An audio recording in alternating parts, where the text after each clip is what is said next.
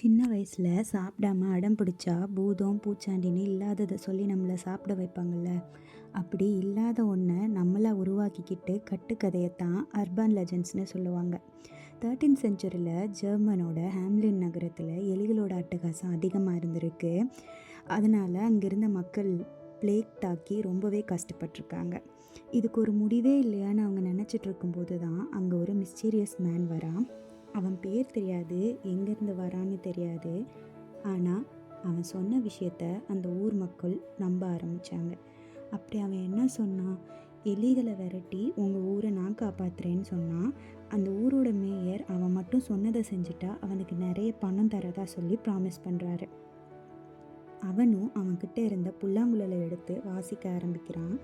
அவன் வாசிக்க தொடங்கின உடனேயே மூளை முடுக்கில் ஒளிஞ்சிருந்த எல்லா எலிகளும் ஹிப்னட்டைஸ் ஆகி அவனை ஃபாலோ பண்ண ஆரம்பிக்குதுங்க.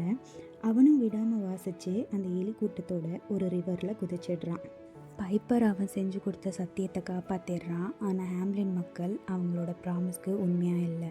எலிகளோட தலைகளை கொண்டு வந்தால் தான் உனக்கான பணத்தை நாங்கள் கொடுப்போம்னு சொல்லி அவனை ஏமாற்ற ட்ரை பண்ணுறாங்க. அதில் கவுமான பைப்பர் திரும்பவும் புல்லாங்குழல் எடுத்து வாசிக்க ஆரம்பிக்கிறான். இந்த முறை ஹிப்னடைஸ் ஆனது எலிங்க இல்லை, 130 குழந்தைங்க. ஹாம்லினில் குழந்தைங்க அதிகமாக பிளேக்கால் பாதிக்கப்பட்டு இறந்து போகிறாங்க. அதை பேஸ் பண்ணி தான் இந்த கட்டுக்கதை உருவாயிருக்குன்னு சொல்கிறாங்க. இதை ஒவ்வொரு காலகட்டத்தில் இருந்தவங்களும் அவங்களுக்கு பிடிச்ச மாதிரி ஒவ்வொரு விதமாக மாற்றி மாற்றி சொல்லியிருக்காங்க.